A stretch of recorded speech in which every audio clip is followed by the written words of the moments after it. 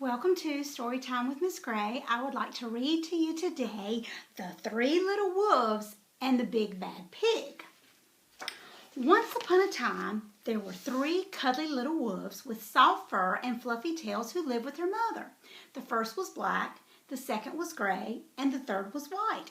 One day, the mother called the three little wolves around her and said, "My children, it is time for you to go out into the world. Go and build a house for yourselves, but be aware of the big bad pig."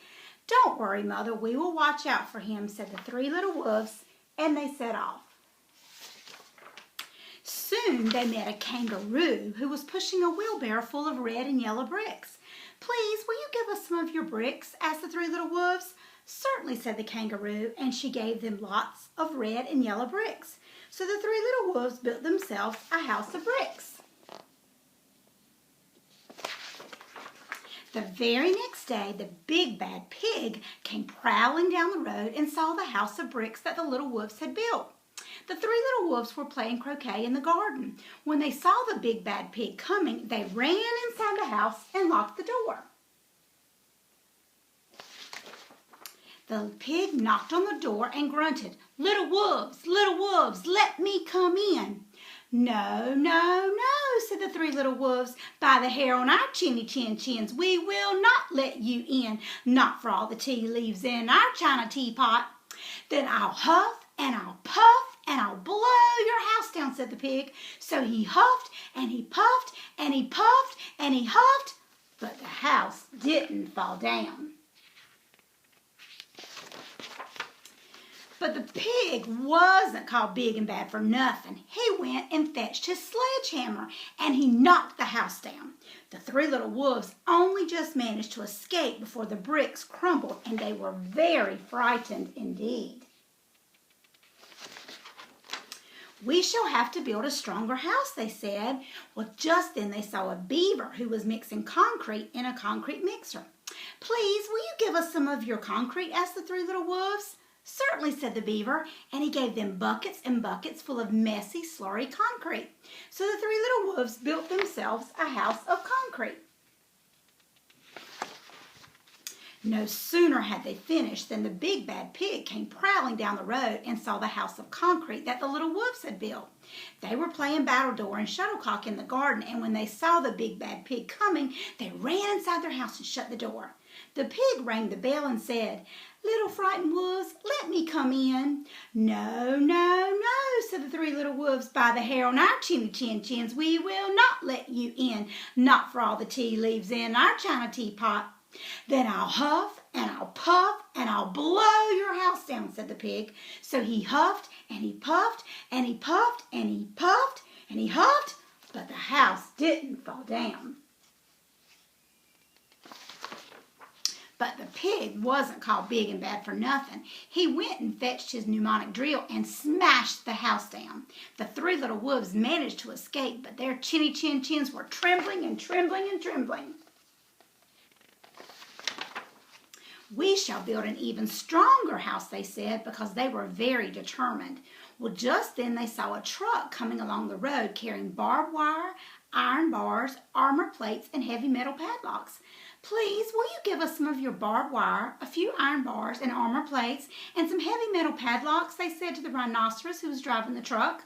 "Sure," said the rhinoceros, and he gave them plenty of barbed wire, iron bars, armor plates, and heavy metal padlocks. He also gave them some plexiglass and some reinforced steel chains because he was a generous and kind-hearted rhinoceros.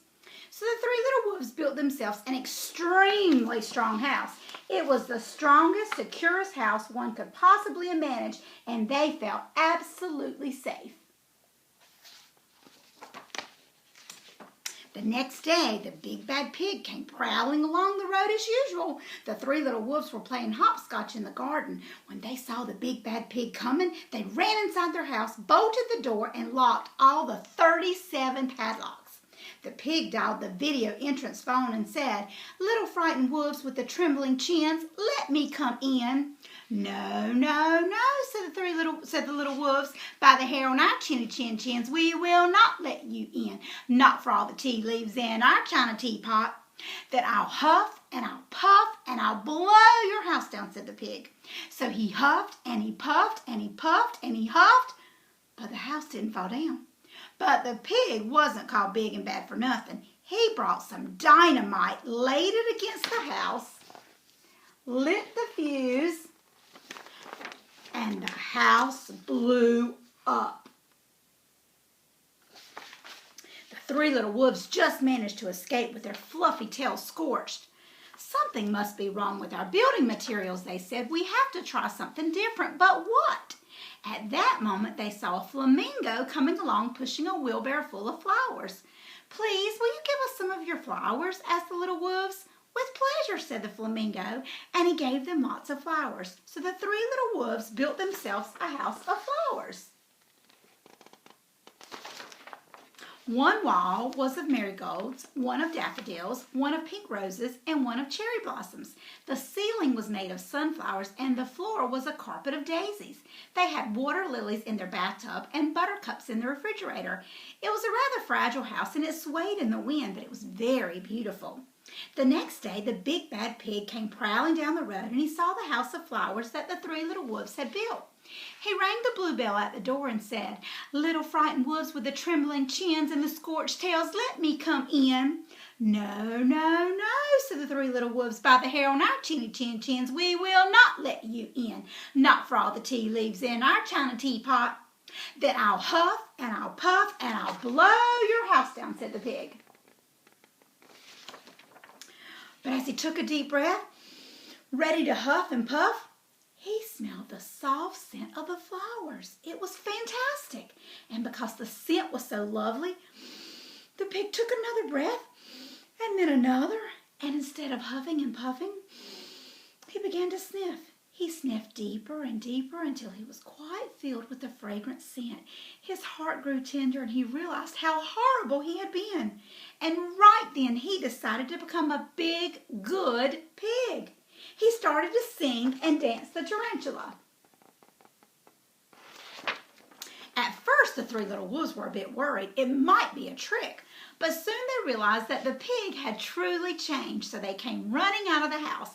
They started playing games with him, and first they played Pig Pog, and then Piggy in the middle, and when they were all tired, they invited him into the house.